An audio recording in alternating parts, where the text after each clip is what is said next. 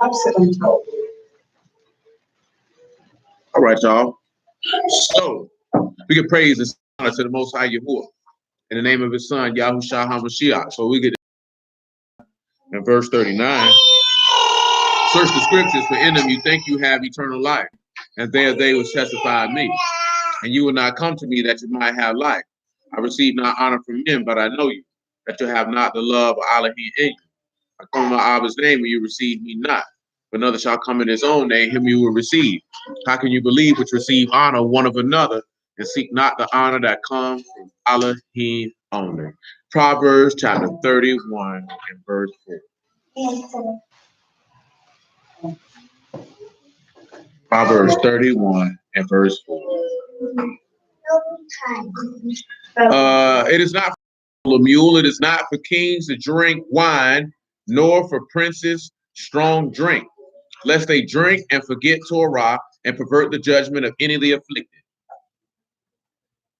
Give strong drink unto him that is ready to perish, and wine to those that be of heavy hearts. Let him drink and forget his poverty, and remember his misery no more. So I'm just gonna grab it, name the mule real quick.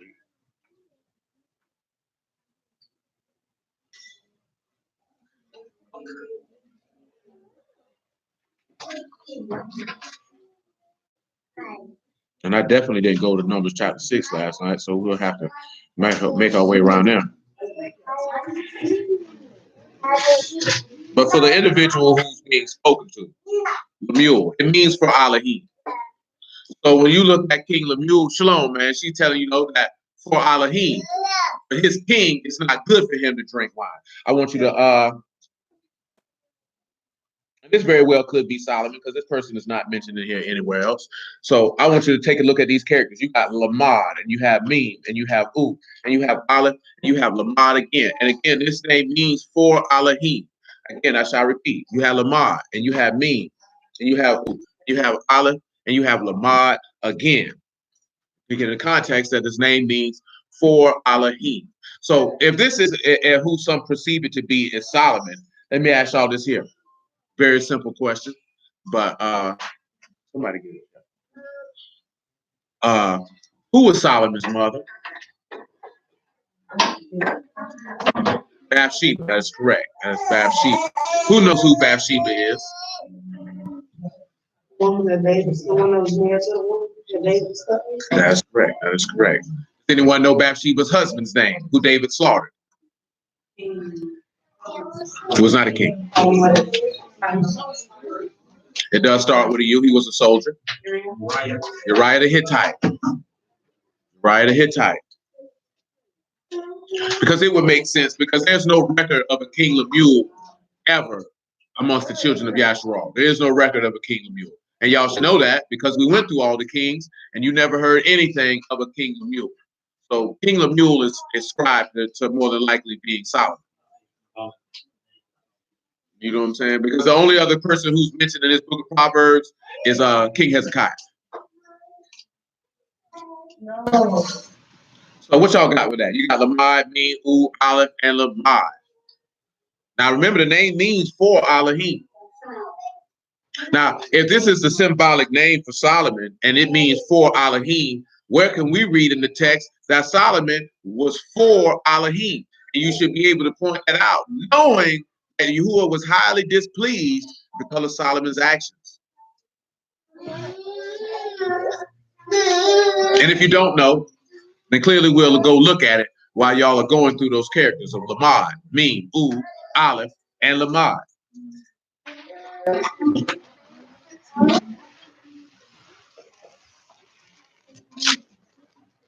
Come over here. I think that's 2 Samuel, I believe.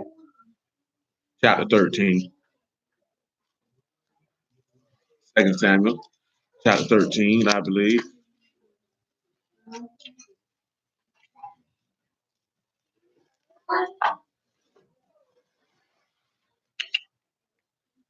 Chapter 13 is 12. No, that's not what I want. I said the father teaches. Mm-hmm. Mm-hmm. Yeah, I was correct. 2 Samuel chapter 12. Pick it up at verse 21. 2 Samuel chapter 12. Pick it up at verse 21. Then said his servants unto him, what is this that you have done, that you did fast and weep for the child while it is alive? But when the child was dead, you did rise and eat bread. And he said, while the child was yet alive, I fasted and wept. For I said, who tell whether whether Yahuwah will be gracious to me that the child may live? But now he is dead, wherefore should I fast? Can I bring him back again? I shall go to him, but he shall not return to me. David comforted Bathsheba his wife, and went unto her, and lay with her, and she bare a son, and called his name Solomon, and Yahuwah loved him. And he sent by the hand of Nathan the prophet, and he called his name Jedediah, because of Yahuwah. Now let's look at that name as well. Notice that it said Yahuwah loved Solomon. So we would look at that Solomon would be for Elohim. Elohim created him for a particular purpose. Of course, you know what that purpose was, and that was to build him a house.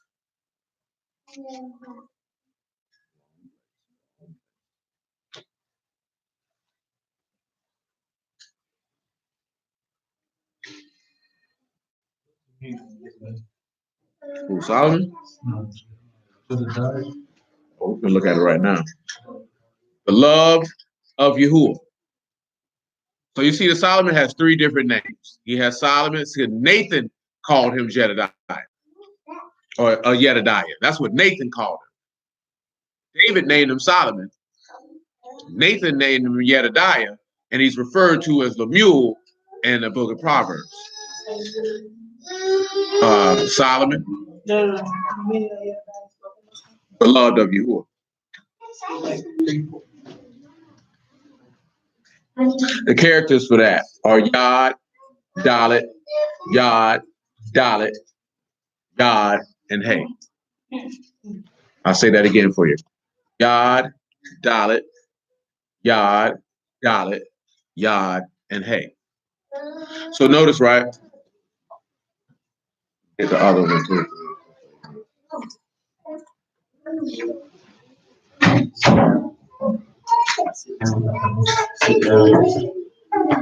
So of course, you know, Solomon means peace. So Solomon's 3 names means peace, but beloved of Yahuwah, and for Elohim. So Solomon was for Elohim, he was beloved of Yahuwah, and he was peace. This is one of the reasons why Yahuwah was so displeased with Solomon's actions.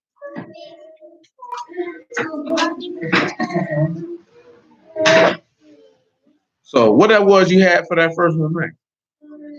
Father, teacher, security. So when you look at that, and that's what would happen. Anybody who's for Elohim, I think I read it a little bit last night or Wednesday, but I'm going to get it again.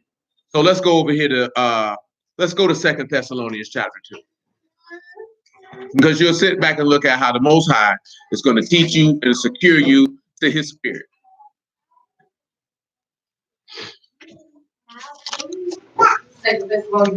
Chapter 2. So I told you my homeboy hit my phone like this here. He talking about I got my precepts in order. And I said, that's your problem. You talking about you got precepts. See you coming through trying to battle. Oh, that page is gone. Interesting. That's probably it right here. And it is.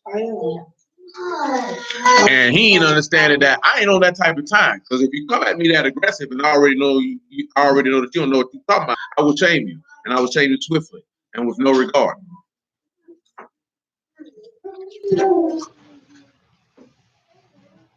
Because yeah, I don't play them type of games.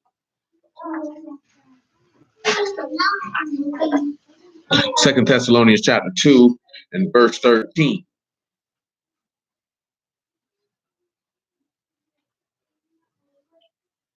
But we are bound to give thanks always to Elohim for you, brethren, beloved of Yahuwah. So when you see that blood of Yahuwah, what's the first thing that you should think of from here on out? Or Solomon, or Jedediah, because he was beloved of Yahuwah. Now remember, this is what the prophet named him. Now pause.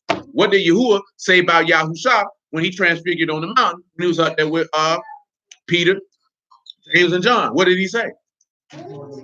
This is my beloved son, in whom I'm well pleased. So he was letting you know that he's Jedediah because he's beloved of Yahuwah. This is why you read Romans 13 and 14, and he tell you to put on Yahushua HaMashiach and make no provisions of the flesh to obey the lust thereof, which is going back to what we talking about when you drinking that cup. So you drinking that cup and you showing forth his death. When you get immersed, you're showing forth his death. So they're saying that you are beloved of Yahuwah. That's why I say you don't. I say we live in a world where you feel like the lesser is supposed to make the greater conform to them to boost their ego and their self-worth. All that leads to is confusion and constant strife and contention. You know what I'm saying? See, that's like, there's no peace that's going to come from the lesser trying to get the greater to conform. See, the lesser has to conform to the greater. See, when you grabbed that cup, you were conforming to the greater. You had acknowledged that. When you said that I'm willing, because the only time you see that is Yahushua becoming a man, where the greater conformed to the lesser. And he only conformed by being made in the likeness of sinful flesh to put sin to death in the flesh. That was it. He didn't conform to the lesser in any other fashion other than that. And he did that for your sake. He didn't do that for himself. He had no need to do that. You know what I'm saying? That's why I mentioned that last night. Right? You said, you look at it. So he said, nobody can love you any greater than sacrificing your life. Bump all that nigga buying you roses and outfits and all that cornball stuff that these people have sold you through a television to get you to spend your money and round about. Not that anything on the base level, that anything is wrong with that. But if you study history, that was not the accustomed way of doing things. Nobody courted a woman in that fashion. That woman had already had her husband chosen for her. And she learned to love that man over time. You know what I'm talking about? You've been taught romance, fall in love, emotional attachments, expectations. Now you're disappointed because roles are confused because you're not operating. See, again, sin brings about chaos. Chaos comes because of disorder. Disorder comes from getting outside of the straight gate. That's where all that comes from. Once you get outside of the straight gate, that's where everything begins to go haywire. And what do we know that Yahuwah said he would do since you want to do what you wanted to do? What was his exact words? That is one of his exact words. True story. What I was thinking about, I can't even argue this because that is a 100% correct answer. But what I was referring to, he said, you know what? I give you up to your desires and let me see what your end gonna be. You know what I'm saying? But that's 100% correct answer because you contrary to me, then I have no choice but to be contrary to you. You know what I'm saying? So when you get outside the straight gate, he's just gonna take his hands off of it and say, you know what? Whatever happens, happens. Because that's what you wanted. So I'm gonna let you have that. And that's where the chaos coming at. But some people you can have a debased mind and not be reprobate. Everybody in this room had a debased mind before you heard of Yahuwah and Ruach and the truth. Ain't nobody exempt from that walking this earth. Everybody's mind was debased. Everybody's mind was corrupt. He hadn't gave you over to a reprobate mind because you hadn't had an opportunity to hear the word for him to turn you over to it. You know what I'm saying? You get turned over to it when you hear it and then you don't retain it in your heart to do it. Then he turned you over to that. You know what I'm saying? Then he just, you know what? Just stay like that. You know what I'm talking about? Because you don't play no game. He gonna give you the opportunity. He gonna give you a long opportunity too before he say screw it. You know what I'm saying? You stay like that. You want to be a homosexual? Like I seen dudes today, like they like, oh Gabrielle, you and your maid Dwayne Wade like that. You know that's the same thing they said about Bobby Brown made Whitney Houston like that, and guess what? It was opposite. She had him on the dope. Who knows? Dwayne Wade could have been a pervert and been on some other type of time. They just found out, you know what? We have a lot of things in common.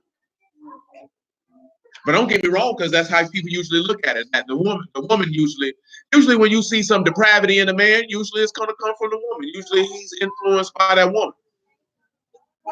You know what I'm talking about? Usually when a woman turns into depravity, it's usually going to be beneficial to that man. See what they got going on in that situation, that's not beneficial to Dwayne Wade unless he was already a sodomite. And the jury's out on that. You know what I'm saying? The jury's out on that. But all it just shows you is how much, and the point of hypocrisy that I see somebody mention, which is the truth. When you look at the text, everybody was in uproar because you got Clifford Harris, irregardless of how you feel about him as an individual. I feel like he's a lame. That's my personal opinion. He want to protect his daughter's virginity. Scripturally, That's just right and correct. And niggas had a problem with that. You know why they had a problem with that? Because that was a man exercising authority over his household. That's why they had a problem with that. You know what I'm saying? Now, this man could come around and say his 12-year-old boy knew he was a girl at 3 years old and promote it, and you like worry about other people's children. Why? Because it's the freedom. This man is not a threat. He ain't masculine. He's not standing for anything. You know what I'm saying? So my son want to be a punk? Don't let him be a punk. That little boy said the most asinine thing I ever heard. I'm not gay. I'm trans gay. I'm a woman who's attracted to boys. No, nigga, you a homosexual. Because you are a man. You know what I'm saying? And the fact that people rationalize this in their mind to believe that that's correct is proof that Yahuwah has already given them over to a reprobate mind.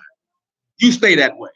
Because there's no way that you can fix your mouth and say, I'm a little boy who thinks I'm a girl, but I'm not gay, but I'm attracted to boys because I'm a trans woman. The fact that you have to put trans in front of it knows that there's something wrong with your brain. You know what I'm saying? But you know why that little boy mind is like that? Because he gave his daddy's mind over to that. So therefore, he gonna give his children's minds over to that. Because regardless of how anybody want to feel, who will tell you what he do with the children of the wicked? You ain't gotta like it, but you gonna respect it. He tell you what they do. Do you know what he said in Job? The children of the wicked are made for? The sword. That's what they made for.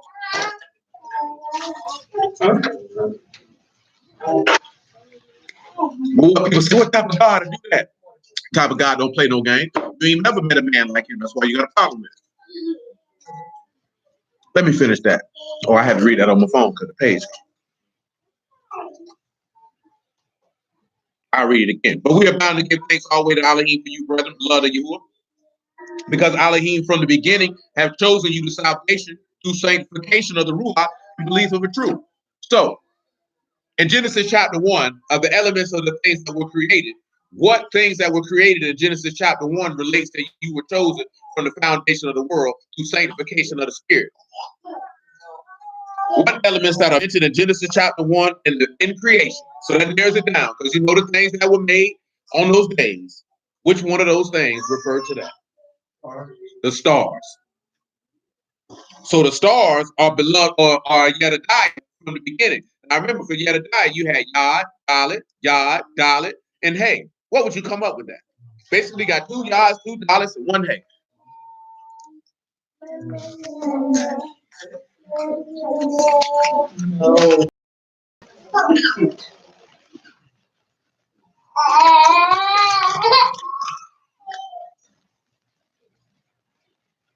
I would say, 2 Yods, 2 Dalets, 1 Hay.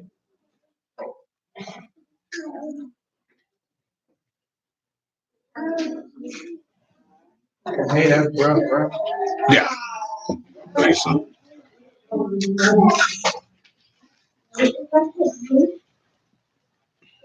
I gotta crank this up a notch. I know I ain't got. I would say the work of the sun. The work of the sun will allow you to get into the door, get the ruach, or get the ruach. So you can listen to the door.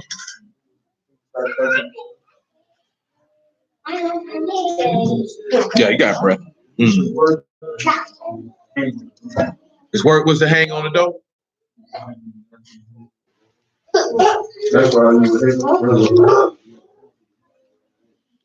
the And all that cool, because at the end of the day, to be beloved of Yahuwah, what's the one thing you're gonna have to do? You're gonna have to die. Because this is what his son did. Let's take a look at that in Matthew 17, just on general principle.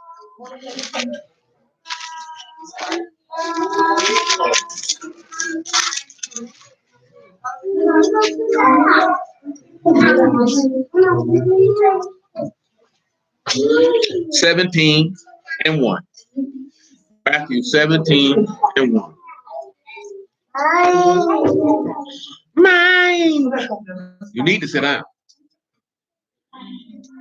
You're gonna keep on and you're gonna get hit for your goldfish.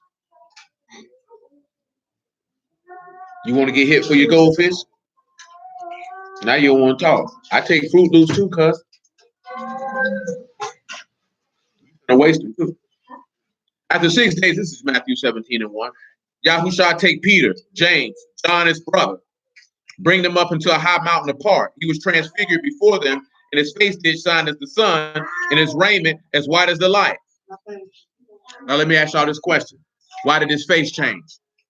Outside of Moses' his face changing in the book of Exodus. Why did his face change? Yeah, see, No, I mean, no, he transfigured in front of them. Elohim had manifested itself. Yahushua just changed right in front of them. oh, he got that. I can see why you say that, because it say, well, wisdom, you know, Ecclesiastes, wisdom makes your face to shine. Wisdom makes your face to shine. And on top of that, I think it's in Revelation where he talk about how Malachim's face shine like the sun, and showing you that he Elohim, because Elohim is light and no part darkness. At this point, he showed him that he was not a man. That's why he changed in front of them. And you will be correct. But also look at this here. Why does wisdom cause your face to shine? See, my little dog hit me like this here, man. He had well, I don't even know what you're talking about on wine. We didn't even read a wine parable yet. Like, you got me thrown off. Like, got me all the way thrown off. You know what I mean? I was just thinking wisdom gives a word and makes your face shine. I mean, you know, speak the flesh. And I can give you that. Because my homeboy, like to say, he got in a situation. He like, dude walked up on him all aggressive. He was clowning. Dude say he was sleeping with somebody's wife. He was like, man, I don't want to hear that.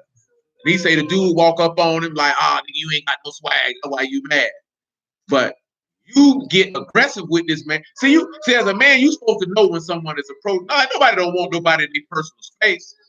But you also have to see, wisdom allows you to know if someone is walking up on you with malintent, aggressively, or if they just clown. He knew that he decided this man was walking up clowning, and you got aggressive, and then you got shot when you got aggressive in back. You know what I'm saying? I say because you ain't got no wisdom. Wisdom would have allowed you to be like, well, this nigga here crazy. And guess what that would have did? Nothing. The God would have kept on ranking and went on about his business. You know what I'm saying? See, wisdom is what makes your face to shine, because Elohim is wisdom. Elohim knows what to do and when to do it, when to talk, when not to talk. And Yahushua showed you that numerous times.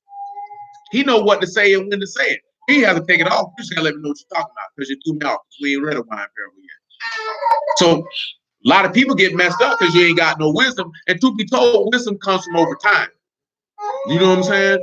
Or and over time not necessarily meaning you have to live a long time, but you have to have numerous experiences, or you have to learn from the experience of others. Most people don't learn from the experience of others, so they end up bumping their head, and that's why you go through a lot of stupid stuff, because you either don't want nobody to tell you nothing, you don't seek for nobody to tell you nothing, or you don't pay attention to what people around you do, so you know when you face with that situation, you know what not to do. You know what I'm saying? Chick on my page the other day was like, something about this a woman, should a woman give a man wifely do? But she talking about laying up with him, giving him some butt. I say, well, why would a nigga be up in the house taking care of a woman he ain't married to? How stupid is that? You know what I'm saying? No, they weren't talking about no allowance. She was just in regards to, you were talking about what no, there was something the brother had posted, man. The lady was like, the wife left him because he made more money than her, but he still wanted her to go half on the bills. So she left. You know what I'm saying? And dudes was having a conversation about that, and somebody mentioned to a brother who in the word about allowance, and his wife, I wish a nigga would tell me he gonna give me an allowance, and I wish you would step to me like that, because you'll be paying your own rent somewhere else. You know what I'm talking about? Because I don't know what you thought this was. You know what I'm talking about? To approach me in such an aggressive fashion. You smoking drugs.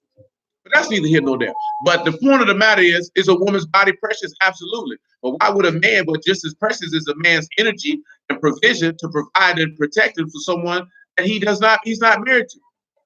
That's just as stupid. You don't take care of a woman like she's your wife and you wouldn't marry her. Much less you shouldn't make a woman a mother if you wouldn't marry her. You'd have done it. You know what I'm saying? You know what I'm saying? At the end of the day, you'd have done it. You can't be, see the woman ain't the dumb in that scenario. You'd have done it. Because if you don't see her as a wife, you don't fool with her. Not in that capacity. You know what I'm talking about? That's why dudes always out here complaining about the mother of their children. You know what I'm saying? Or vice versa. That's why a woman complain about a man who's the father of a child. Because if you didn't see yourself married, you should have fooled with him. If you knew he wasn't up to that task and responsibility, it shouldn't have fooled with him. Same with a woman. And I felt like that before the word. What am I going to live with a woman for and take care of her like my wife and I ain't married to her? What sense does that make?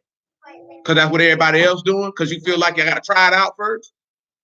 I guess what happens? 10 years go by, and now you the damn fool. But she finna peel and leave you there. It's looking stupid. You know what I'm saying? And you done took care of this woman and this, that, and the third. I told you I got friends and found out kids weren't theirs that they have been taken care of for years.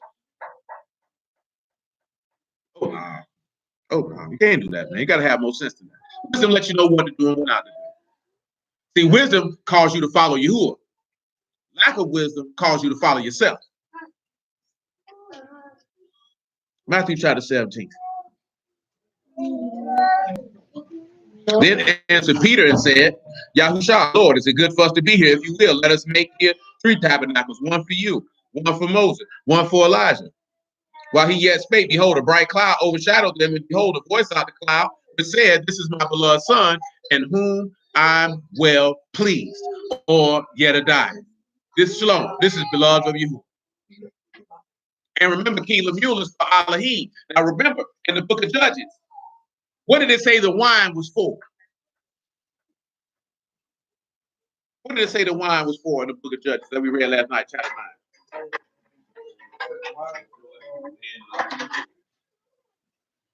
9? Say it cheer the heart, Elohim and man. That's right. Make you rejoice. Let's take a look back to what was we at? Hey, little buddy. He's asleep. Now he's awake. Buffy man. He's looking at all these people like where they came from. Where we was at? Yeah, I'm finished with that. And I'm good at 2 Samuel 13. So I want you to come over here to back to Proverbs 30. Well, actually, we read what I wanted to read in 31. So I want you to come back to Isaiah 51. Yes, Liz. Liz.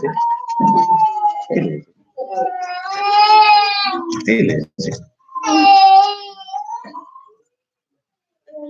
Hey, Lizzie. You, Lizzie? I think it's about 17.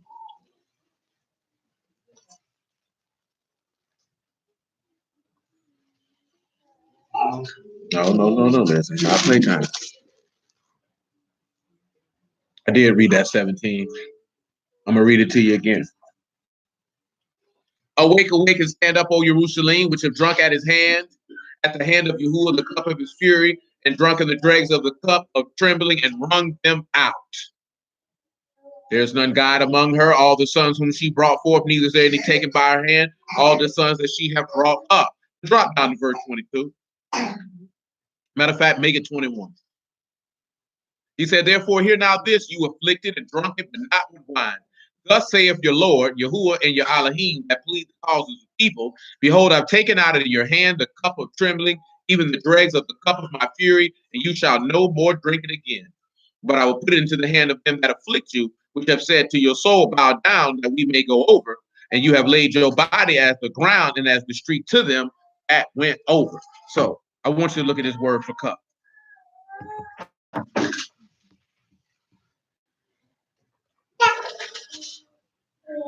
That word is kas. You have pa, u, and samak.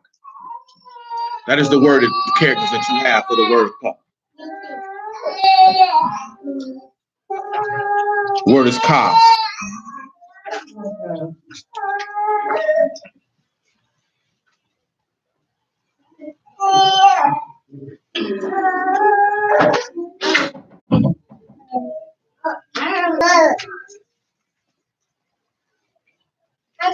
Ka, u, and samak.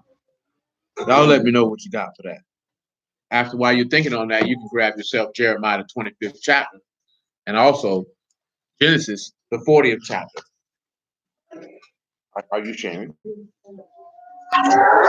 You have a full lunch. Oh, 25, probably about 25 or more. 40, probably about verse 15. Muffin Man. Okay, well, it's gonna be.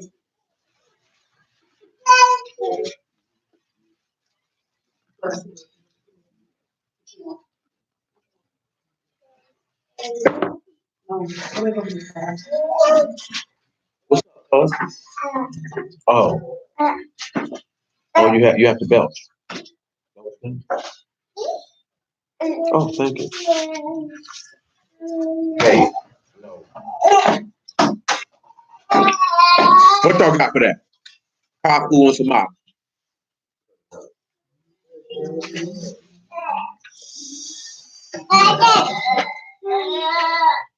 Oh, thank you. I said,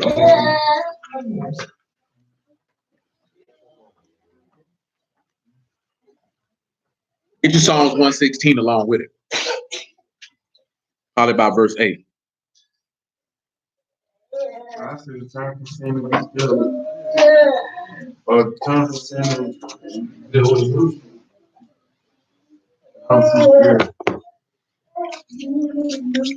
You have a word that you can use for spirit. You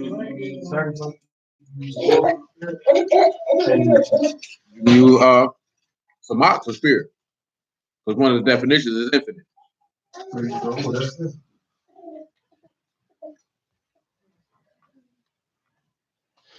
When you get that, you get to be filled, you get to be joined to everlasting life.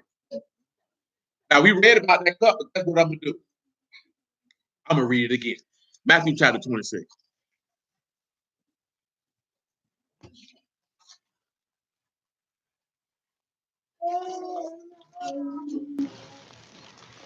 From Matthew 26 to Hebrews chapter 9. And from Hebrews chapter 9 to Psalms 116.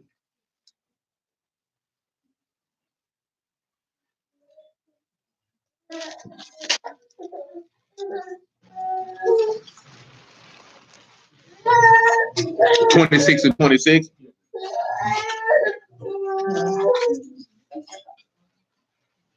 Not a lot of room over here, thanks. Matthew 26 and 26. And as they were eating, Yahushua took bread and blessed it, brake it, and gave it to the disciples, and said, "Take, eat, this is my body." He took the cup and gave thanks and gave it to all of them, saying, "Drink you all of it. This is my blood, the New Testament was shed for many for the remission of sins." So he done took the cup. But I want you to come on down. Matter of fact, I'm going to do it like this. Matthew chapter 26, right? Verse 36. Put a pause on Hebrews 9 and Psalms 116 for the moment. And grab your Jeremiah 49. You should have Jeremiah 25 and Genesis 40. Along with Hebrews chapter 9 and Psalms 116. You stink, cuz. You stink. He ain't sure. You got a diaper on, it could be anything. It's a fat man surprise. Oh, wow. Matthew 26 and 36. Then come Yahushua with them unto the place called Jessamine, and say unto the disciples, "Sit you here while I go and pray yonder." And he took with them Peter, the two sons of Zebedee, and began to be sorrowful and very heavy. Then he said unto them, "My soul is exceeding sorrowful, even unto death. Wait you here and watch with me."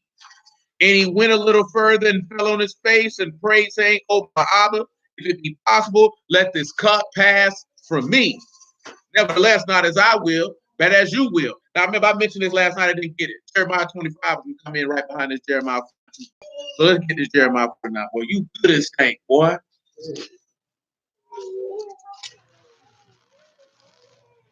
No, I'm going to read 49 first. 49 and 7. Jeremiah 49 and 7. Jeremiah 49 and 7. Concerning Edom, thus saith Yahuwah of hosts, is wisdom no more in T-man? Is counsel perished from the prudent? Is their wisdom vanished? Flee you, turn back, dwell deep, O inhabitants of Dedan, for I bring the calamity of Esau upon him, the time that I will visit him. If grape gatherers come to you, will they not leave some gleaning grapes? If thieves by night, they will destroy till they have enough. But I have made Esau bare. I have uncovered his secret places. He shall not be able to hide himself. His seed is spoiled, and his brethren and his neighbors, and he is not. Now pause. I want you to think about that. Listen to what he says. He shall not be able to hide himself. His seed is spoiled, his brethren, his neighbors, but he is not. Listen to the next thing he say. Leave your fatherless children. I will preserve them alive. Let your widows trust in me. For thus saith Yahuwah, behold, they whose judgment was not to drink of the cup have assuredly drunken. Are you he that shall altogether go unpunished? You shall not go unpunished, but you shall surely drink of it. Now in verses 11 and 12, well, I should say 10 through 12, what do you gather? What do you understand? What do you not understand?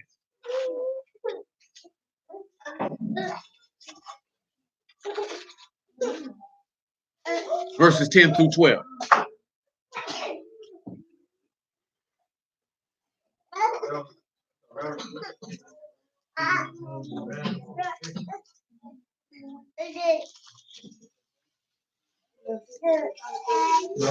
Now you look at that. I'm really like this here, right? You got to not necessarily abandon, because he said his seed is spoiled, and his brethren, and his neighbors, but he's not spoiled.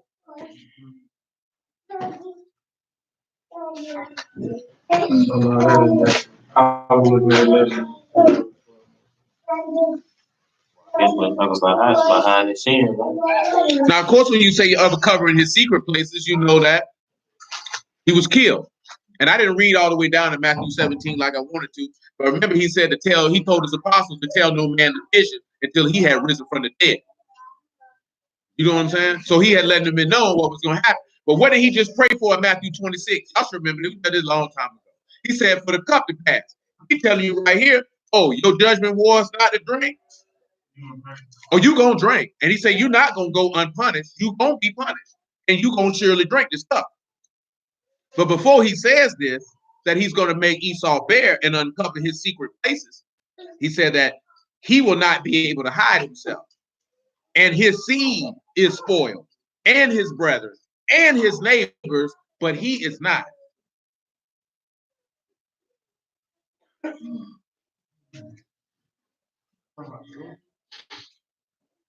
Oh, no, first thing you got to ascertain his seed. What does his seed tell you?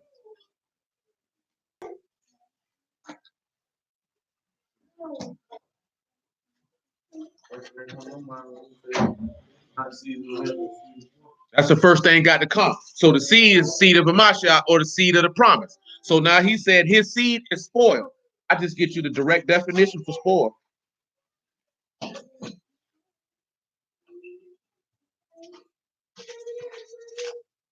It is Shaddad. It is to be dealt with violently, to violently destroy. So not only does he say this happens to his seed, now who is his brethren? That ain't his brethren. That's his people. Those are, he said, he that sanctifies and he that sanctify all are one, for which cause he's not ashamed to call them brethren. So not only is his seed spoiled, his brethren is spoiled, and his neighbors are spoiled. Now, neighbors is Shakan, and that is an inhabitant or a neighbor. What makes an individual an inhabitant of Yahushua? They dwell in him, he dwells in you. So now he said, but he is not. Who is the he is not here? That would be Esau. And if that's Esau, then that's referring to the Lord. So now it's telling you, how can we know this? I want you to come to John chapter 16. I want you to look at verse 1. Now, his seed and his brethren and the inhabitants, what all one thing they all would have done. They would have all drunk of that cup. And they would have drunk of that cup of fury, like we talked about last night, and they wouldn't have anyone to have any compassion on them. Now, why is his seed, his neighbors, and his brethren being spoiled, but he is not?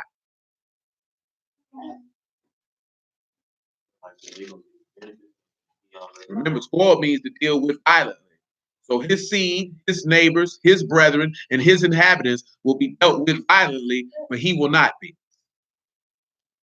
Well, let's look and see. To the point of that, he already gone. How they gonna do it to him? No, just slid something in there on you, because he told his apostles that before he died, what was gonna happen to him. And we're about to read it right now. John chapter 16 and verse 1. He said, these things have I spoken unto you, that you should not be offended. They shall put you out of the synagogues. Yea, the time will come that whosoever kill you will think that he do Elohim service. These things they will do unto you, because they have not known Abba nor me. These things have I told you, that when the time shall come, you may remember that I told you of them. And these things I said unto you at the beginning, because I was with you. But now as I go my way to him that sent me, and none of you ask me, where go you? Now you have to remember, he told his apostles repeatedly what was going to happen to them upon his departure. I want you to come down to verse 30. Because verse 33 in this chapter is what came to mind first. And then we'll go to Revelation 12, or what I think, so that was, you just mentioned that. Get killed for the testimony that they held. What does the book say the beast would do to the saints? To overcome them and persecute them and slay them. Is the Lord, is that happening to him? That already happened to him. That's why I say he's spoiled. His seed is spoiled. His neighbors are spoiled. His brethren are spoiled, but he's not. Because once he drank that cup, he got his spoiling.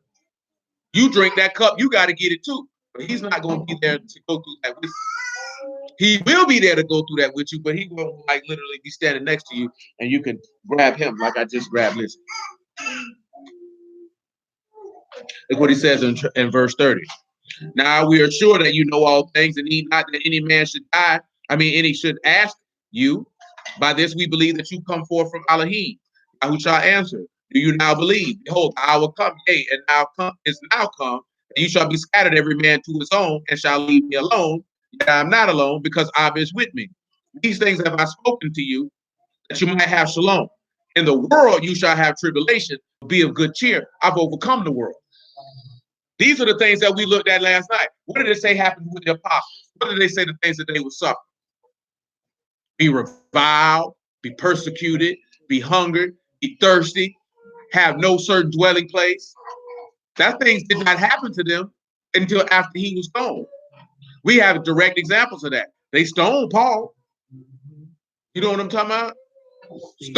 Stone Stephen, all of them for preaching the word. This is what happened to him. These are the things that happen to his seed or his brethren or his inhabitants. You know what I'm saying? Which would be his neighbors, those who dwell in him. This is what happens.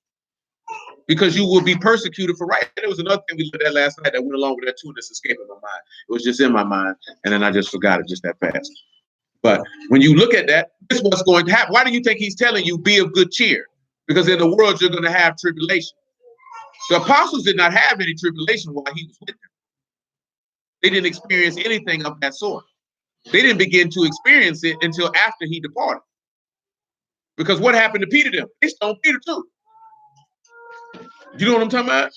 That's the thing we looked at in 1 Peter 4. But if you suffer for Mashiach's sake, you know what I'm saying? Blessed are you. This is what happens when you drink that cup. Because he said, oh, you ain't going to drink that cup. Oh, you going to drink it. And everybody who drinks that cup, that's the same thing that's going to happen to them. But that's not going to happen to Mashiach, because he just told him in what? The beginning of John 16. I'm going back where I came from. You know what I'm saying? He told you to what? Be of good cheer. I've already beat this. So if I can beat it, you can beat it, because I'm with you and allowing you to be able to beat it. How is he with you? Because he is the word. So therefore the word is, see, it's not no mystical, magical powers.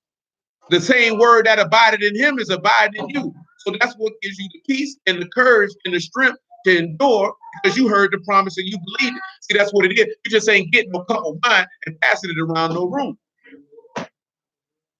You know what I'm saying? You're not getting a piece of bread and just passing it around no room.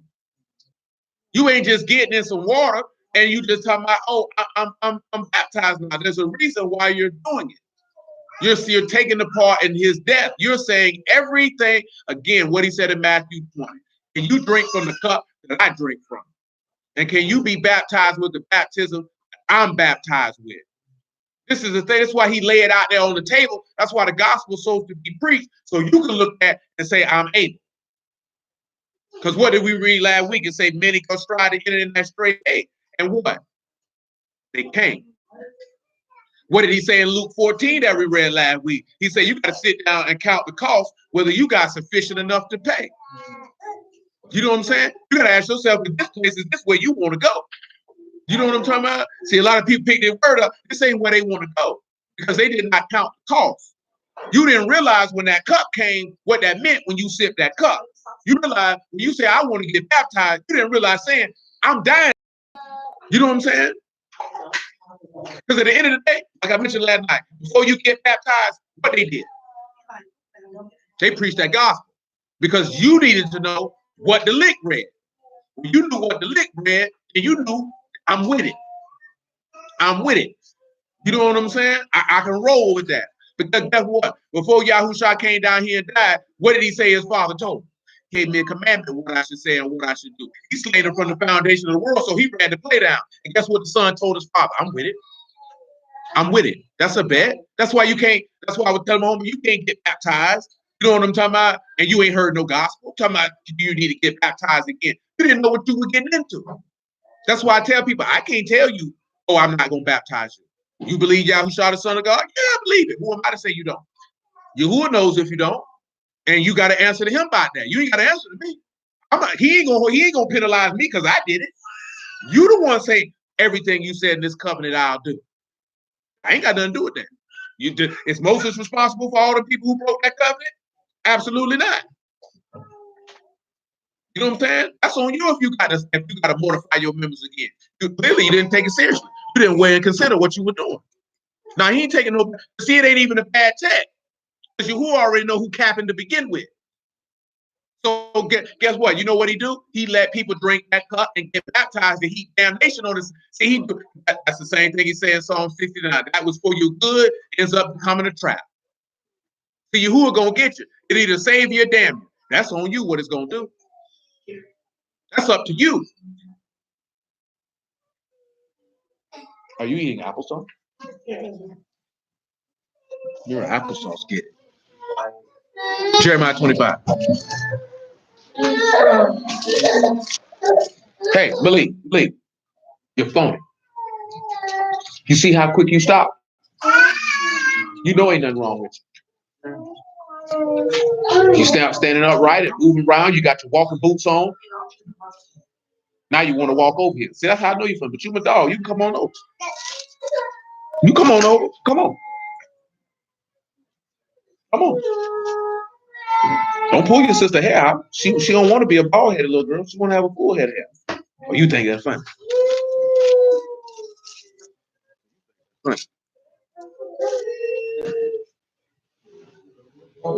I mean, the whole book is with Jeremiah 25:1. Not just the gospel, the whole book.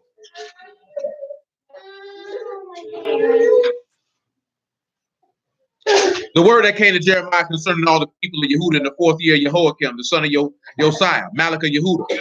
That was the 1st year of Nebuchadnezzar, king of Babylon, the which Jeremiah the prophet spake unto the people of Judah and all the inhabitants of Jerusalem, saying, from the 13th year of Josiah, the son of Amnon, Malachah Yehuda, even unto this day, there's that is the 23rd year.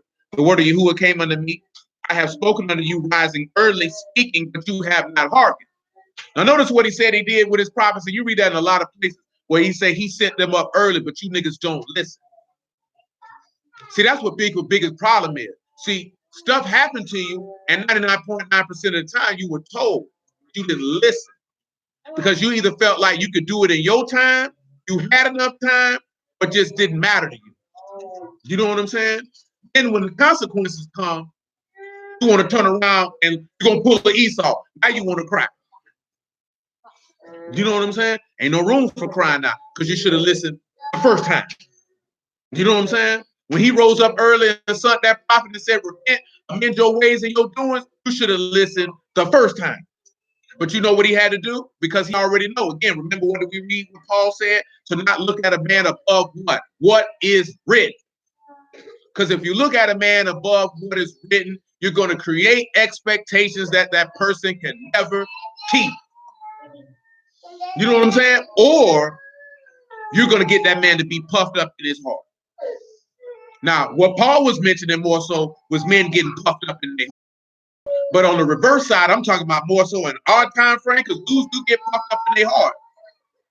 You more so see people get put expectations on people that they can't keep. They can never live up to. And then you hold that against that person for something that you created, that they had no hand in. Because I'm here to tell you, 9 times out of 10, no one can ever meet the expectations that you create in your head for someone. That's why it's best for you to have no expectations. You know what I'm saying? The only expectations you should have of a person is what is written. Are they doing what is written? If they're doing what is written, then they're fulfilling their duty. You know what I'm saying? But if you got in your head that I expect them to do this, especially if these are expectations that you haven't even expressed, they can never keep them. Also, that tells you from what? Don't put nobody on no pedestal.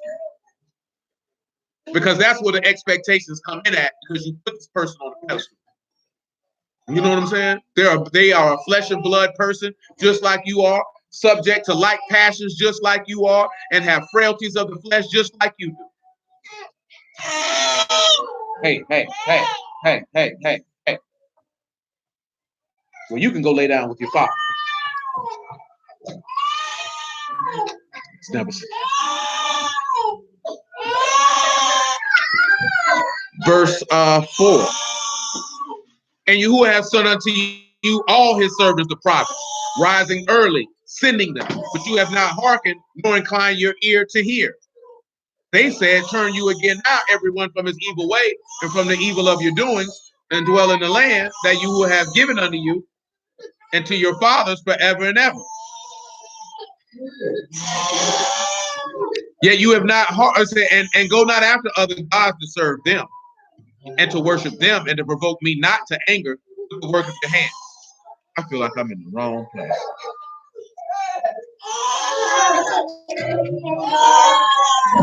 Oh, I'm not. I don't think I do feel like I'm in the wrong place.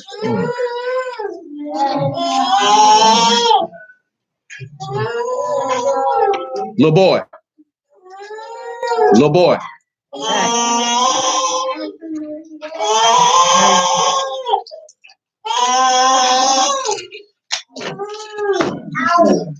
No, I'm in the right place.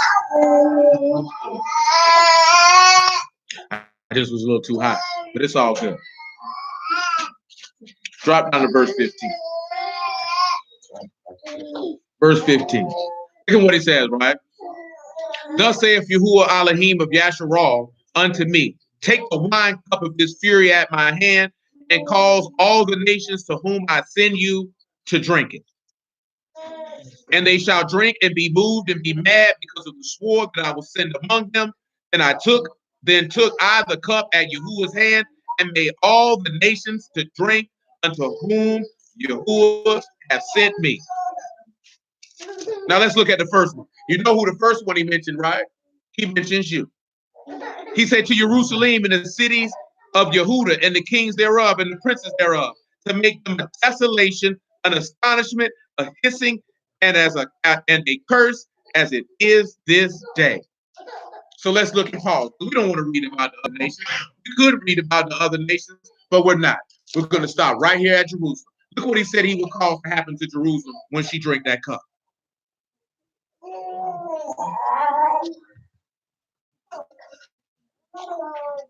He said he'll make it a desolation, an astonishment.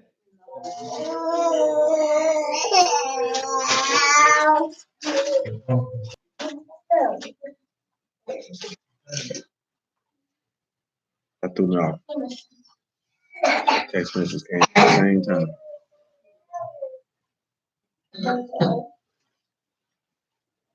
Notice the last thing that is mentioned, that you're made a curse.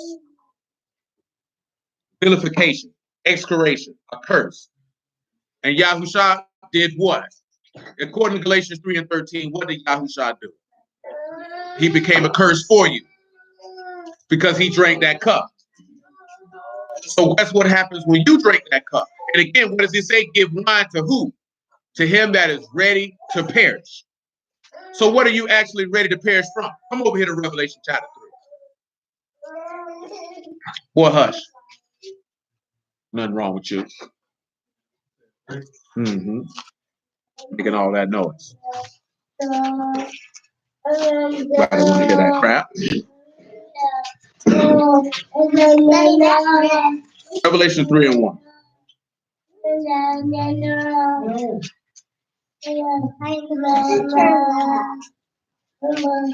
Amen. Amen. Well, you too big to be talking like that. Boy, God, no whole words. Whole words. And unto the Malachim of the house in Sardis, right? This is Revelation 3 and 1. These things say of he that have the 7 ruachs of Elohim, the 7 stars. I know your works, and that you have a name, that you live and are dead. Now, remember, we didn't talk about that before. What does he mean again? You have a name, and you live but are dead. What does he mean? We've discussed this in the past. I want to see who remembers. He says you have a name, and you live. So the first thing you need to ascertain is, what does he mean by you have a name, and then you live and are dead? So that means that you are the stars that are in heaven that you read in Genesis chapter 1.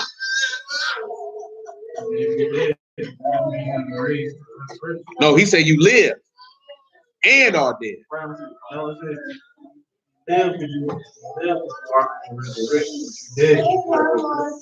No. That was mine. You dead to the sins. You dead to the flesh. You dead to the world. That's why I say you live, but you dead. Remember, he said we have judged that if one die for all, then we're all dead. And that we would no longer hence live for ourselves, but live under him who died and rose from the dead. See, every last one of y'all, with the exception of a couple, been baptized, so you're supposed to be alive, but dead. Because what do you read in Romans chapter 6? What he said, you put your sins to death. You put that to death. When you went and got baptized, you said, I will sin no more. I have put my flesh to death.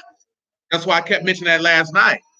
And why I use certain examples of, yeah, you're supposed to hate your family. That's what he said, right? You're supposed to hate your mama, your daddy, your brothers, your sisters, your wives, your husband, even your own life also. What does that mean? You don't look at that from an emotional standpoint. You're looking at it from a ruach standpoint. Standpoint being, Yahuwah always come before all. That's what that means. That doesn't mean I literally hate my mother and I don't want to talk to my mother. I hate my brother and I don't want to talk to my brother. That's not what that means. That's why we read that again last night when he said, how can you love those that love you? He says sinners do the same. Yahuwah looking at that like, what is you really doing? I'm not impressed. You know it's a sinner he just blessed right now. And guess what that sinner gonna be able to say on the day of judgment? You would say, oh, you remember when I hit you off with that? Hit you off with that? Oh yeah, you ought to go to hell. You can't be able to, if he just say, I ain't doing nothing for you, then guess what they could be able to have to say against you? They can have a point to say you ain't right. But if he blessed the evil and the good, ain't nobody say nothing. Say having a bad day, it happens to the best of them. You having a bad day too? You did all that crying for your mom? But then you didn't even show no love when she come back. She doesn't like it.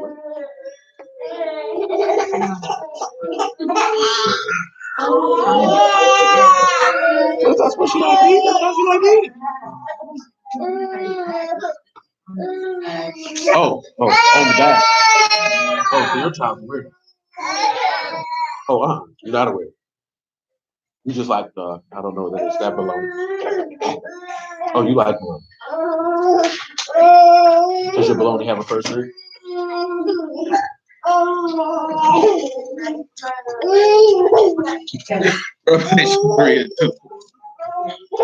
Listen to what he tell you though.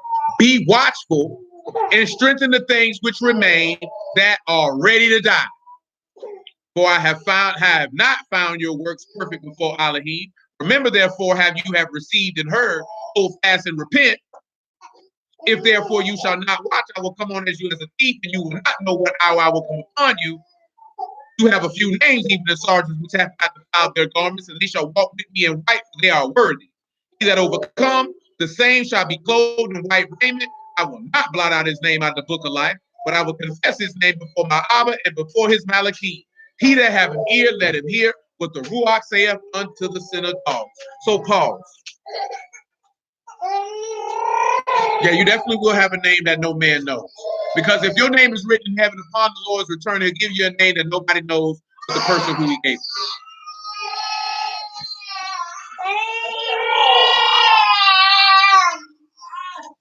Well, you ain't that hungry, boy. Now you have to sit there and think about that. Boy, hush. I hear that crap. Keep it on the inside. Mourn quietly.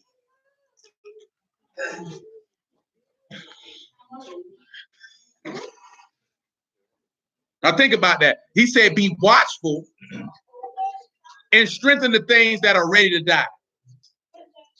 So if you got things that need to be strengthened that are ready to die, guess what that means you haven't done? You haven't mortified your members in its totality. You know what I'm saying? So you think Yahushua just got up and say, I'll die for a little bit and get up later? You have to die completely. So all the things that are contrary to the will of Elohim, you have to put them to death. Let's go to Romans chapter 6. I still got Hebrews 9 on deck. Psalms 116 also.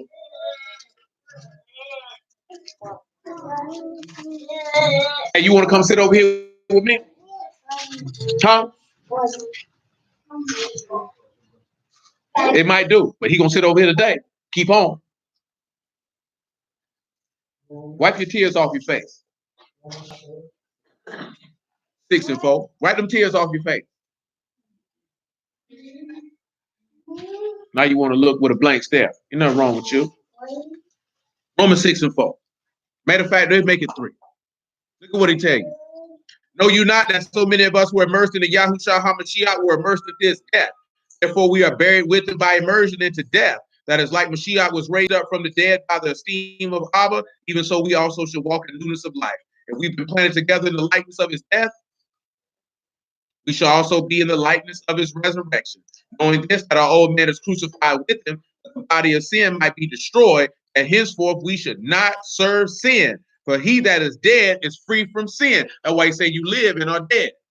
Because he said, whosoever live and believe in me shall never taste death. You know what I'm saying? So you actually have to put yourself to death. So you can't sit back and say, I serve Yahuwah, and then you still got things that remain that are ready to die. And you know what those things are, because he told you what they are. He told you it's not what go into a man that defile him, but what come out. So it's the stuff in your heart that you feel like are important to you, which will hinder your ability to enter into this man's kingdom, which means you drunk that cup and you didn't discern this man's body. You didn't discern that I must die. That's the purpose of drinking that cup. Because when you drinking that cup, you saying you taking the fury of Yahuwah on your head. That means everything that man went through, you saying, I can do it. Does that mean you'll have to experience everything that he went through in its totality? No, but you're going to suffer some of it. You're going to suffer some of it. Does not the book describe that cup as a cup of fury? So what you think will happen? You think some persecution's not? See, it ain't persecution like Peter told you if it's because of your own faults. You know, you don't get no praise for that. If you did it to yourself, the Yahuwah's not going to accept that and give praise because you get bust upside your head because you stupid, because you hard-headed, because you disbelieving. No, that's not the case. But if you suffered and you did well, and then you take it patiently, it said Elohim will accept that. Did he not accept Yahushua with what he went through? Did he not accept it? Did you hear him complain or whine or moan about anything that he had to go through? See, that's what we like to do. You like to complain. I mean, you ain't fit for it. That's why I mentioned that when you have your purpose, then you're going to endure whatever heartaches, setbacks, all that. If that's your purpose and that's what you own. Because you know the only thing you're going to be focused on, accomplishing the task. You know what I'm saying? The book already tells us Yahuwah don't like murmuring and complaining. He doesn't care for it. Especially not from no man. We expect a woman to complain from time to time, but not no man. You know what I'm saying? Because that is not and every woman here tell you hear a nigga complaining all the time, you like, look at this nigga. Y'all already know this, but you get mad when men say to y'all not to do it because y'all know that that's not a masculine trait. Because if he's complaining, then what is he not doing? If a man is complaining all the time, what is the one thing that he's not doing? It's the most vital thing of them all. Trying to find a solution to the problem.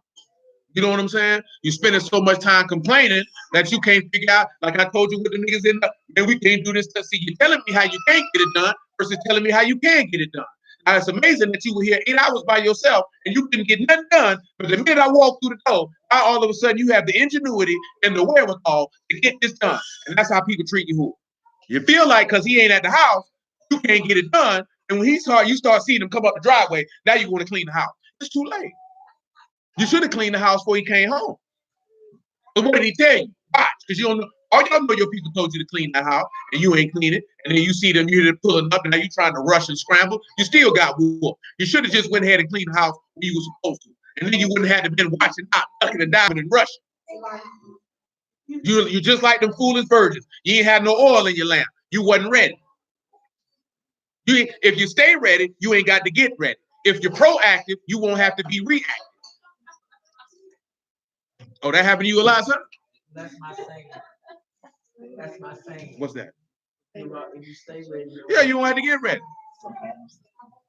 That's just he already know proper preparation.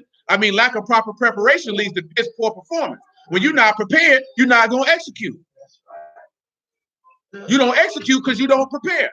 So because you don't prepare, guess what you got to do? You got to wing it. And if you got to wing it, guess what 9 times out of times you going to do? If you're lazy, you ain't going to get up and do it. You know what I'm talking about? Or you're going to wait till the last minute. Only got 2 hours to get it done. And guess what? The execution going to be poor. I've been and told you, what made Tom Brady the greatest was his preparation. What made Peyton Manning the greatest is his preparation. You look at most business people, what makes them successful, besides having a strong team, it's their preparation. You know what I'm saying? But not preparation to the point where you prepare, and don't do nothing, because you also have to have the ability to adapt.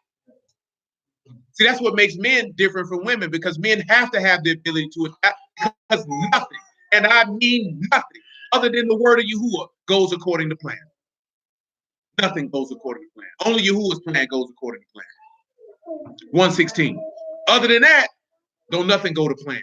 And if you get frazzled because something don't go to plan, and you don't have the ability to adapt and adjust, it will cripple you. It will cripple you. But Hebrews chapter 9. Matter of fact, let's do Psalms 1:16.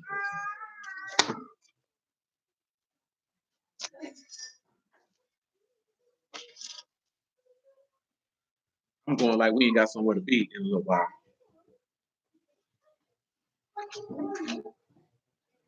Psalms 1:16. I want you to go ahead and pick it up at verse. I don't want to read all that, but we pick it up at verse 1. We just read this not too long ago, so I just feel like sharing because we only want 1 point, but I'm just going to get all of it. Oh, thank you.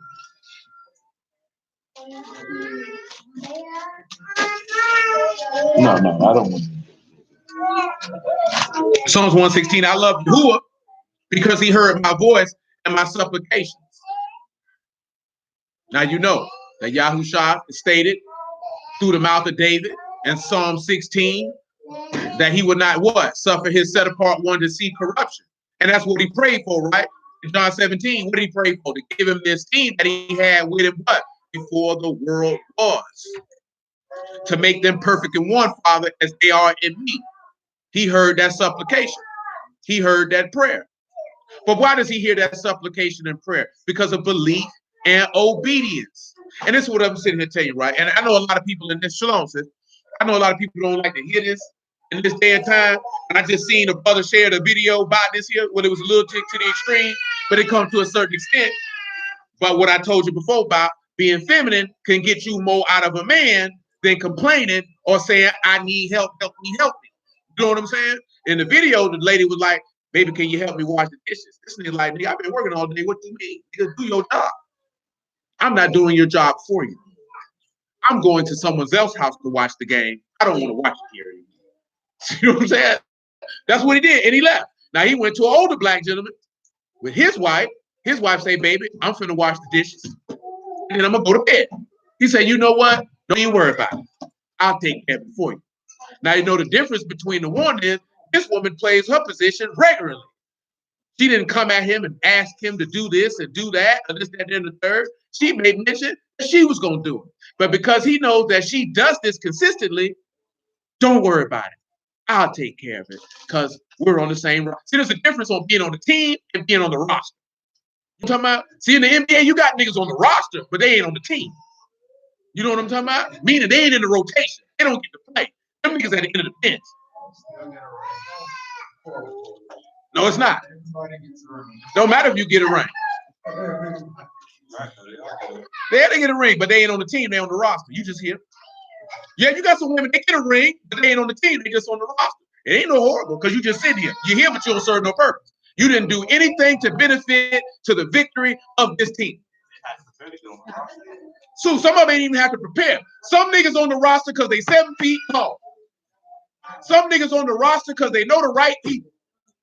There's some niggas on the team been sitting there at the end of the bench because a damn fool gave him a contract that they shouldn't have gave him, and I can't get rid of it.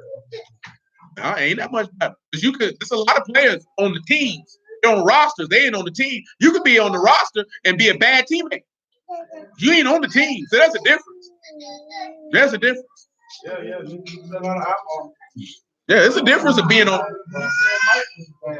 Who? Mike. Nigga said Mike was a bad teammate. Oh, I mean, you know who niggas who said, but you know why niggas said Mike was a bad teammate? Because he did not tolerate anything less than your best. And weak-minded, no good bastards can't stand that. When a nigga holds you accountable and say what you doing is not sufficient enough to win. And I demand more from you because what I'm demanding from you, I'm demanding from myself. That's the same reason why dudes say they didn't like Kobe Bryant. Because this nigga's holding you accountable for what you, because I'm here for something. I have a purpose, nigga. And if you ain't with it, then what you here for?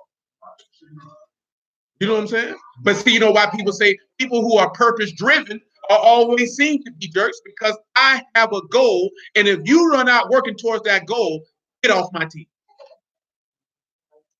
You know what I'm saying?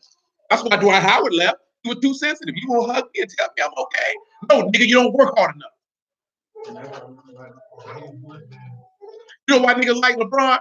Because he feminine with it. He hit them with passive aggressive. He hit them with passive aggressive. That's why they like him. Because he's feminine with it. And what's the difference? And I done told y'all this before. What's the difference between LeBron, Kobe Bryant, and Michael Jordan? LeBron was raised by his mom. Michael Jordan and Kobe Bryant were raised by their dad. You know what I'm saying? So they approach things differently. Michael Jordan was punching teammates in the mouth. You know what I'm saying? No, they got fights in practice because Steve Kerr slick out the mouth. That is not true. That is not true. That's definitely not what happened. But there's a different mentality of being on the roster and being on the team. Because when you on the team, you invested into the victory of the team. It's about the team and it's not about me. When you on the roster, you about yourself. You could care less about the team. You know what I'm saying? Pass them the ball. If that's what the play. If I come to the huddle. If I come to the huddle and we got a post waggle on and the post is covered, the play tell me to hit the man in the flat, not force the ball to you to make you happy. Now you complaining, but that pass play wasn't made. I've seen players cry about their numbers and they won and be happy because they got their numbers, but we lost. You on the roster, you not on the team.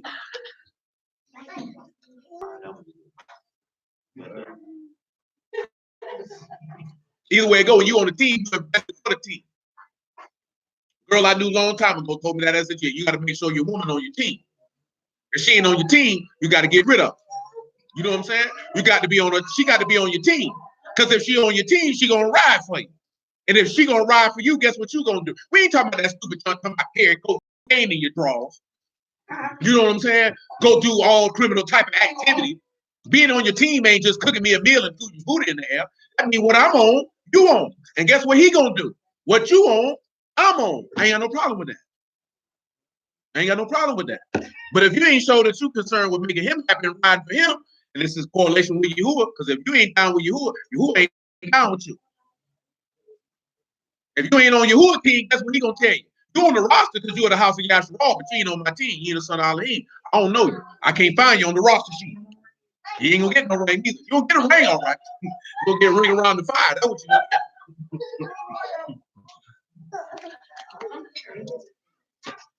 I know a lot of women who married who got a ring and they ain't on that nigga team.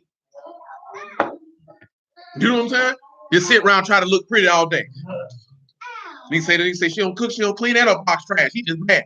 He just stay home and get drunk all day. Psalms 116 and 2.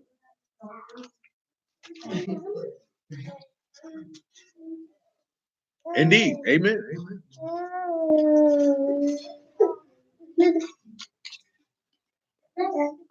That's why sometimes you hear in sports and they say a coach lost the team because the team wasn't buying into the game plan.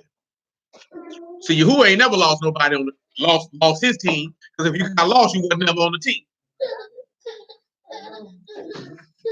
Can't nobody get you can't look. Yeah, you gonna say he lost you with his message.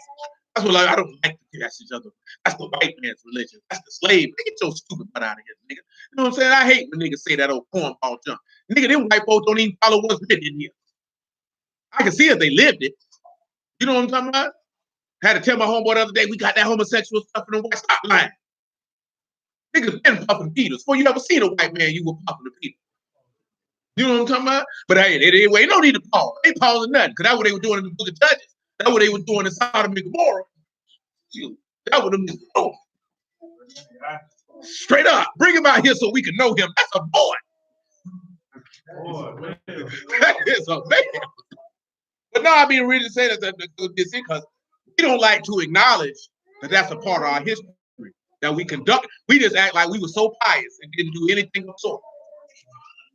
You know what I'm saying? And when you act like that, that does not allow you to acknowledge the errors of those who come before you. So guess what you're more likely to do? Repeat. You know what I'm saying? If you can't acknowledge, you know what I'm saying? Again, this is removing emotions. If your parents were deficient in whatever they were deficient in, it takes you to have the ability to recognize that they were deficient in that. Because if you don't, you will repeat it. You know what I'm saying? You have to get over it. You have to put your emotions to the side and just be brutally honest. You know, my mama didn't have this, this, and this. My daddy didn't have this, this, and this. That's okay, because they're human beings. They're flesh and blood like I am. I can't look at them no more than what's written. I look at anybody else. But I know if they were deficient in this, this allows me to be cognizant of, am I deficient in this? Or am I overabundant in this? What do I need to do to get that stuff in line? And that's it. You have to have an honest assessment. You let your emotions get in the way, your judgment always going to be clouded. You know what I'm saying? And that ain't just no woman thing when it comes to what I mentioned. That's the people period, because you don't want to see your mom and your daddy, and you just want to add this vision in your mouth, but you know it though. It's okay, man. If your daddy didn't do this and do that, it's okay. Maybe he didn't know no better. You know what I'm saying? Maybe his people didn't teach him. So you can't cloud yourself because he didn't know. Maybe the world broke him down. You know what I'm saying? Because what y'all don't realize is, because y'all ain't no man, I'm talking about, y'all have no idea the things that a man experiences on a day-to-day basis, especially if he's black. The last thing he want to do is come home and deal with you, and you got a sour attitude. When he been dealing with foolishness out the door all day, because you already know nobody respects him, so they feel like they can size him any kind of way. And when he assert himself, then they want to throw the label that he's this, that, and the third, and he got to come home to you, and now you talking this, that, and the third. That man don't want to hear that. That's why I told you, your woman can't be your rock, she's your pillar of rest. He's supposed to find rest with you. He should be able to lay his head in your lap with no problems. Lay his head on your shoulder with no problem, and know that I can be comfortable here. That there's no issues for me here. This woman here is to make sure that I'm comforted, because she already know I'm fighting wars and stomping out fire and coming real dangerously close, slapping a few Caucasians upside their head. But I did, because I didn't want to go to jail today. That's stupid. You know what I'm saying? Seriously though. I done told that before. It's a couple times, boy. I've been with people, boy, and it was me and a couple other black women, and the police came up and they ain't say nothing to the women. They came straight to us. Didn't ask them for no ID, didn't ask them for no name, they asked them no questions, came straight to us. And this woman was 46 years old, and she said, I never understood what y'all went through till that happened. And she said they did it to her son when he was driving a U-Haul truck. And they pulled them over in that U-Haul truck, they say a word to her, went straight to her son. And she was 46 years old at the time. She said, that's when I realized y'all experience different from ours. I say, well, praise the Lord. Better late than never. You know what I'm saying? Because you don't know. You don't get the same experience. Most of the stuff you see, though, they say black women get caught up with the police because you feel like you can talk to him like you talk to your man. Well, Mr. Charlie ain't with it. You know what I'm saying? He gonna bust you right upside your head. He ain't finna let you talk to him like you talk to Tyrone. He ain't with it. He ain't gonna let you do it. You know what I'm talking about? You feel like, oh, nigga, okay, he's finna show you. Let's go. Because your man said, oh, yeah, going in that way, he gonna bust you right upside your head. He got no problem with it. He gonna take your mammy on your neck. There's one thing about it, you ain't finna disrespect me. I'm a man. But like I said, the black man get done like that because he is the most disrespected man on the earth. Nobody respects him. You know what I'm saying? Of any nationality, nobody respects him. Not his authority anyway, I should say. If any black man speaks authoritatively on any matters, there is somebody in the mix who will try to devalue what he just said. You know what I'm saying? Nevertheless, Psalms 116, verse 2. What you over there talking about? Let me get that from you. Let me get that. I don't even know what it is, but let me get that. So you got suede shoes on, you feel like you can buck. At least you ain't got your meat. Oh, you know what it is? JACKT. Oh, I just said mink. I'm gonna say, you know what the mink is? You got your mink with you? Oh, you got multiple cups. Oh, you camera. That what you doing? Okay. I see you, cuz. I'm gonna leave you alone. And that junk me, that's a matching shoes and all. Bad man. Verse 2, Psalms 116. Because he have inclined his ear unto me, therefore I will call upon him as long as I live. The sorrows of death encompassed me, and the pains of hell got hold upon me. I found trouble and sorrow, which we seen when he drank that cup. That's what he said. Then I called upon the name of Yahuwah. Oh, Yahuwah, I beseech you, deliver my soul. Again, you seen what he asked him to do. He said, that cup you're going to drink. Gracious is Yahuwah, righteous, yea. Our Elohim is merciful. True story. Yahuwah preserved the simple. I was brought low, and he helped me. Return unto your rest, O my soul. For Yahuwah have bountifully with you. For you have delivered my soul from death, my eyes from tears, my feet from falling. I will walk before Yahuwah in the land of the living. I believe, therefore have I spoken. I was greatly afflicted. I said in my haste, all men are liars. What shall I render unto Yahuwah for all his benefits towards me? I will take the cup of salvation and call upon the name of Yahuwah. Yahushua drunk that cup, and after he drunk that cup, they sung a hymn. And what did they do after that? He called upon the name of Yahuwah. You take that cup, that's what you're doing.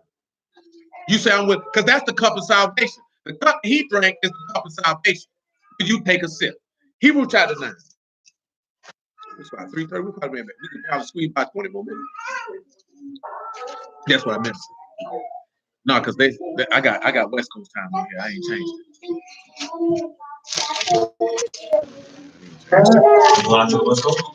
No, that's how it came.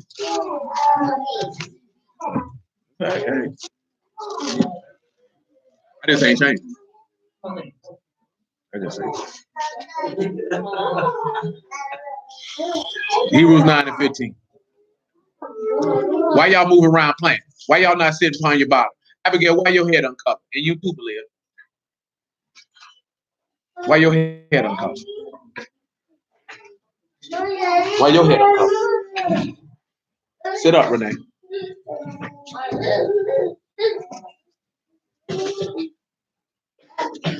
Hebrews 9 and 15. For this cause he is the mediator of the New Testament, that by means of death, for the redemptions of the transgressions that were under the first testament, they which are called might receive the promise of eternal inheritance. For where a testament is, there must also of necessity be the death of the testator. For a testament is of force after men are dead. Otherwise it is of no strength at all while the testator lived. Whereupon neither the first testament was dedicated without blood. For when Moses had spoken every precept to all the people according to Torah, he took the blood of the calves and of the goats with water, scarlet wool, hyssop, and sprinkled both the book and all the people. saying, this is the blood of the testament which Elohim have enjoined unto you. Notice that I didn't read that. That's Exodus 24, if my memory serves me correctly. Now, they did the same thing in the Old Testament. Before they sprinkled and joined them people, they read them that word. They heard that word first. That's why you have to hear the gospel preached before you get baptized, because you say you entered into that covenant. But notice, when you drink that cup ain't of no effect to you if you're still alive. You have to see, the thing is, right, before you get baptized, you already have to make up your mind that you was ready to die. Before you sip the cup, you're supposed to already made your mind up, I'm ready to die. Not, oh, when I sip it, I'm gonna die, because then you're not. You've already came into this with the wrong attitude. Because it's not an if, it's gonna win when your flesh arises and you hearken unto it. Because see, the flesh, I've been asked this question several times over years. Will your flesh always be with you? And of course it is. The flesh is not going anywhere. If the flesh goes anywhere, guess what that means? You're dead. You know what I'm saying? So that means the desires of the flesh and the impulses of the carnal mind will always be present. But it's incumbent upon you to have the self-control to not yield to them. That's it. What did Yahushua tell his apostles in Luke 22? He said, you are they that were with me in my temptations. The epistle of Hebrews say that he was tempted in like points just as we are, yet without sin. He was not privy to any, or not exempt from any of the desires of the carnal mind and the flesh. But his unyielding devotion to his Father in heaven is what caused him not to yield. See, that's the difference. That's what people don't have. That's why niggas tell people you can never stop sinning or do stuff to the best of your ability, because you do not have, you know what I'm saying? Nobody put that blunt in your mouth.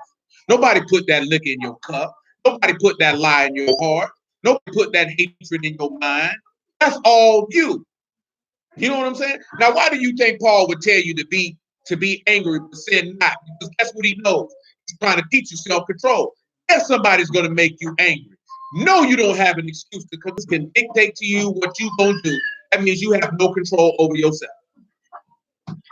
Because no one should make you do anything. People are like, man, they're going to make you take the mark of the beast. They're going to kill you. And you still had a choice. You just were scared to die. So you chose to take that mark. Simple as that. Come on back to, I got a few more. I ain't going to do the new wine. That would be irresponsible. I have to say that for another one. Genesis chapter 40, because we never made it there. And then Psalm 16.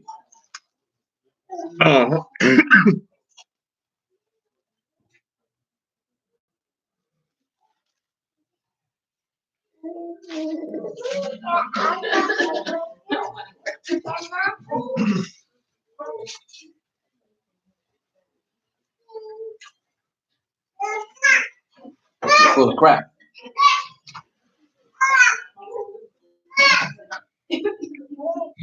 40 and 9.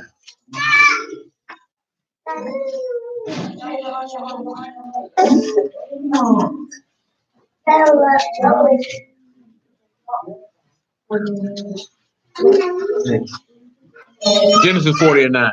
And the chief butler told his dream to Joseph and said to him, in my dream, behold, a vine was before me.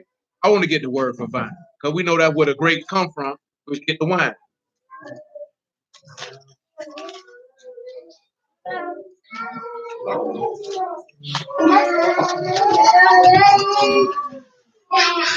All right, y'all. For vine, the word is gefen. You have gamal, you have pay, and you have new. See, of course, it can mean prosperity. Also, yasharal. Also, vine and vine tree. Pay and new. And what did Yahushua say he was? He was the true vine, of which the grapes come through. Most High will, we'll deal with that next week, because he's also the one with the vineyard and the wine press and all of those things of that nature. Because y'all will, we'll get a new wine next week. Yes, sir. Yes, sir. Gamal, pay, and new. Muffin man. Muffin man. You hear me, boy? Muffin man. He mad right now. People units ain't nobody scared of you because you got no shame.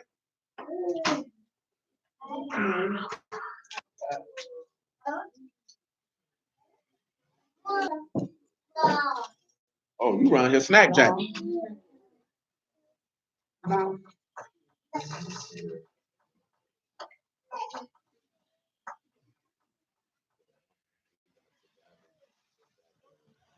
Gather, you got walk, messenger, pride, lift up, and you got pay and noon.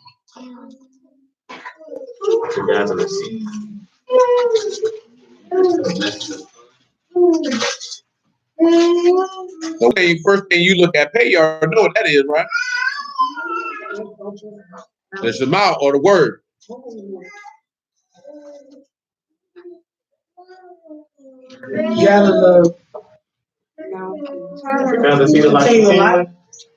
Or you can just sit back and look at the messenger as the word's body. That's all anybody who says they're nothing but a messenger. Now they got walking with the word and spirit. Yeah, you can roll, or to be lifted up by the word of Yahushua, and you can roll with that. But at the end of the day, because of that vine, because in the vine is where the grapes come from. And Yahushua told you that I'm the vine, you the branches. Abide in me and I in you, because without him, you can do nothing. See, you can't produce no grapes without him. But we'll get to the new wine because the wine can't be produced without him either. But that's neither here nor there, at least for right now. Now, the reason why I look at this here, right? Now you say, verse 10, and in the vine were 3 branches, and it was though it budded, and her blossom shot forth, and the clusters thereof brought forth ripe grapes. Who are these 3 branches? Who are these 3 branches? I can see why you would say that, but no. Let's go to Romans chapter 11. Matter of fact, before Romans 11, Isaiah 5. I got a little bit.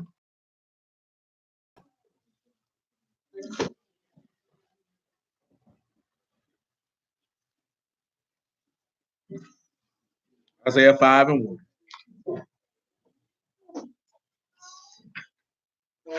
Now I will sing to my well-beloved, the song of my beloved, touching his vineyard. My well-beloved have a vineyard and a very fruitful hill. What is that fruitful hill? Jerusalem. And he fenced it and gathered out the stones thereof and planted it. Now, who are the stones that he gathered out?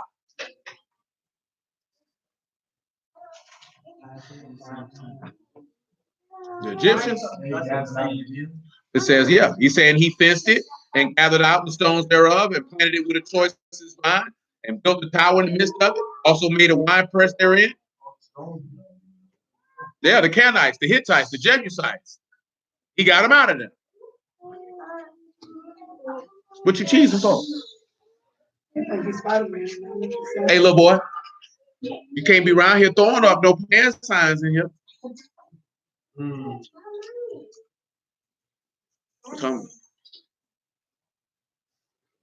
He said, and now, O inhabitants of Jerusalem and men of Judah, judge, I pray you, betwixt me and my vineyard. What could have been done more to my vineyard that I have not done it? Wherefore, when I looked at it, that it should bring forth grapes, brought it forth wild grapes. Now go to, I will tell you what I will do to my vineyard. I will take away the hedge thereof, and it shall be eaten up, and break down the wall thereof, and it shall be trodden down, and I will lay it waste. It shall not be pruned nor digged, but there shall come up briars and thorns, and I also command the clouds that they rain no rain upon it. For the vineyard of Yahuwah of hosts is the house of Yasharal, and the men of Yehuda his pleasant plan. And he looked for judgment, but behold, oppression, for righteousness, behold, a cry. So look at this here, right? When he tell you he take away the hedge, that goes back to what we mentioned before we started. He's gonna give you over to your desires. He's gonna allow your enemies to overtake you and to destroy you. When he told you that it'd be briars and thorns, what does the word say about briars and thorns? Those are rejected and not unto cursing, whose end is to be burned. So that means he said he's going to allow sinners to arise. Then he said he's going to break down the wall and trot it down, and then ain't going to rain no ruach on it, or no word on it. Ain't going to get nothing. It cut off. Y'all only never noticed that. That's what you would do to people when he cut them off. Any word they did understand, they don't understand. He take it from them. People say, why would he do such a thing? Why would you do something for him to do that to you? See, the lack of accountability is atrocious. Romans chapter 11. Don't get mad at Yahuwah when he do what it is that he do. 11 and 11. Because Yahuwah going to do what he do.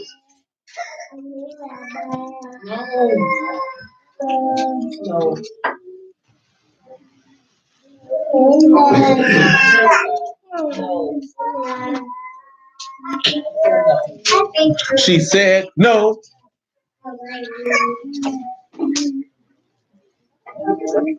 Fix your face. Nobody's scared of you.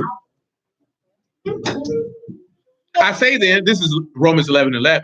Have they stumbled that they should fall? Elohim forbid. But rather their fall, salvation is coming to the Gentiles for to provoke them to jealousy. Now, if the fall of them be the riches of the world, and the diminishing of them the riches of the Gentiles, how much more for their fullness? For I speak to you Gentiles, insomuch as I'm apostle of the Gentiles, I magnify my office. If by any means I provoke to emulation them which are my flesh, and might save some of them, for if the casting away of them be the reconciling of the world, what shall the receiving of them be but life from the dead? For if the first fruit be Kadash, the lump is also Kadash, and if the root be also Kadash, so are the branches. If some of the branches be broken off, and you being a wild olive tree were grafted in among them, and partake of the root and the fatness of the olive tree, boast not against the branches, but if you boast, my goodness. But if you boast, you bear not the root, but the root you. You will say then, the branches were broken off that I may be grafted in. But because of unbelief, they were broken off. And you stand by faith. Be not high-minded in fear. For if Elohim spared not the natural branches, take heed lest he also not spare you. Because remember, he see these branches, and then we're going to read it. There's a cup in his hand. You know what I'm saying? Because everybody got a chance to take that cup. Hey, boy. Hey, boy. Nobody want to hear all that. You're capping. You're capping. And you're stepping all on your brother's head. No regard. 40 and 10. Genesis. We got to get ready to slide out of this.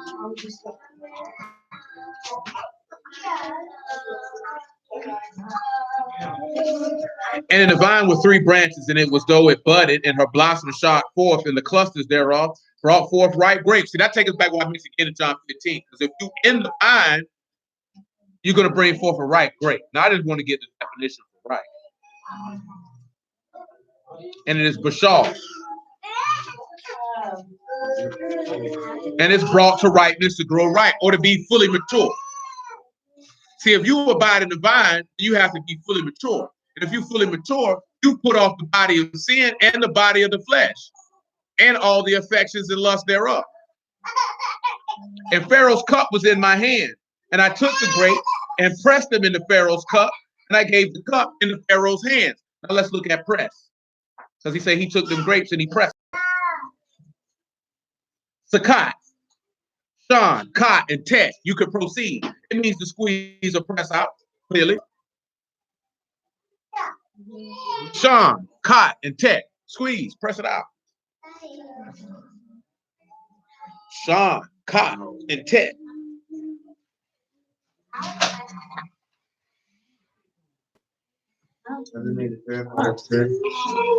Oh, that's a Tet. Shan, Kot, and Tet.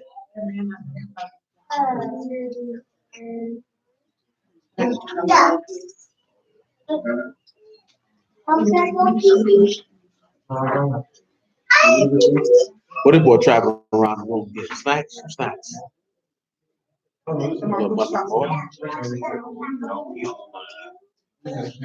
He said, I do want it.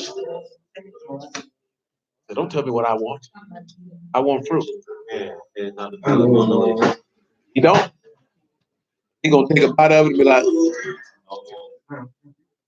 to pair with the mouth of the basket? Nah, I was gonna say. No, that's what Marquise just said. I was gonna say, to be consumed, so you can be separated into generosity. And that's what's gonna have to happen. Because again, when you take that cup, what have we seen when you drink that cup? What's going to happen? You're going to be consumed. You know what I'm saying? Now, once you get consumed, now you're separated so you can receive his grace. You know what I'm saying? What is his grace? It's what Paul told you in Ephesians, the 2nd chapter. You're saved by grace. And it's a free gift. It's not of yourself. You know what I mean? Oh, now Saran got to be cut off from Elohim by the serpent. Now I'm gonna save that because we're gonna go look at it, y'all, will, next week. But when he talked about that wine, there's a couple places that talk about wine bursting out of bottles. But in order for the wine to get there, like you said, for wine to be made, the grape has to be pressed. For the grape to be pressed, the grape has to be ripe. In order for you to be pressed, you have to become mature. When you become mature, then you can become a new creature. Because what does the book tell you? How does the book describe you when you first start getting the word? What does it describe you as? A babe. So you're not a ripe grape. So you underdeveloped. I don't know if any of y'all ever picked no fruits before. How did you feel if you picked one and it was unripe when you got it? Let's say you even went to taste it. I wager you would be highly upset. As he said in the book of Micah, he looking for summer fruit. That's sweet. Ain't no summer fruit. I'm upset. Mashal went and looking on that fig tree. He say, ain't no figs on it. Let it be. Damn. He say, know what? Give it some time. And if we come around here next time and ain't no fruit on it, cut it down and dung it. You know what I'm saying? Because at the end of the day, people always talk about fruit this and fruit that. Boy, that man looking for what? Long suffering, gentleness, goodness, meekness, self-control, faith, love, joy. That's what he's looking for. When you come to full maturity, that means that grape been pressed. He done squeezed that out. Because what has been squeezed out? Lasciviousness, an evil eye, blasphemy, unbelief. You know what I'm talking about? Those things have been pressed out. That's why he say he take you through the furnace of affliction and the baptism of fire, because I got to squeeze that up out of you. Because you ain't going to squeeze it out yourself. So he got to put you in a situation to squeeze it out. Because he know you ain't going to squeeze it out. If it was left up to you, you say you straight. But what did he tell you in Revelation 3? You say you're rich, but you're poor. You say you're clothed, but you're naked. You need to anoint your eyes with eye salt because you think you're straight. You got boogers all in your nose, hole in your eye. You got the white mouth, your breath stank, and you talking about, and your clothes dirty. But you talking about, I'm fresh and I look good. I'm ready to go. That's what you do. And then when somebody come and tell you, boy, you got a boogie, I ain't got no boogie in my nose. You get mad with them because they telling you. And that's what they did to the prophets. They got mad with them because they were telling you.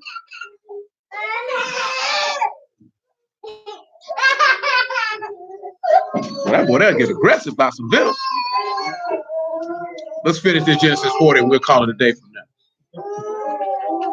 Now remember, right, he took the cup and gave it to Pharaoh's hand. Now remember, what did Joseph say? What did Pharaoh say to Joseph when he told him to sit at his right hand? That in throne, I'm greater than you.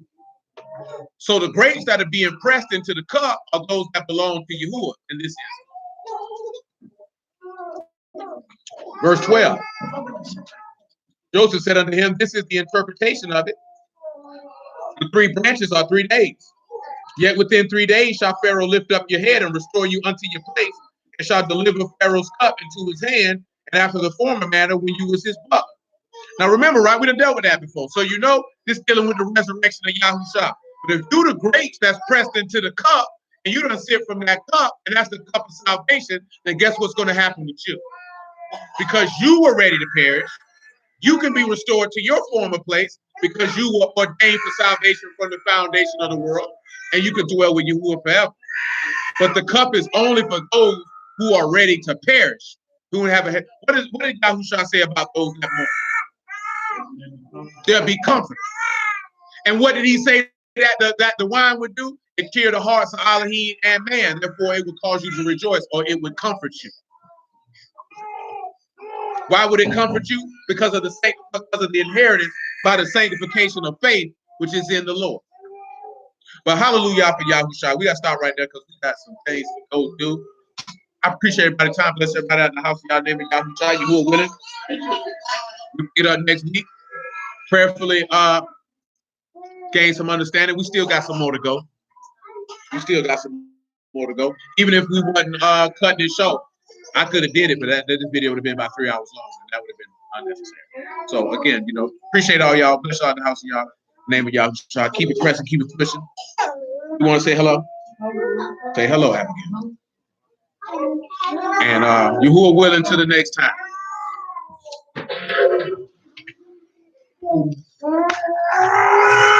Boy, hush.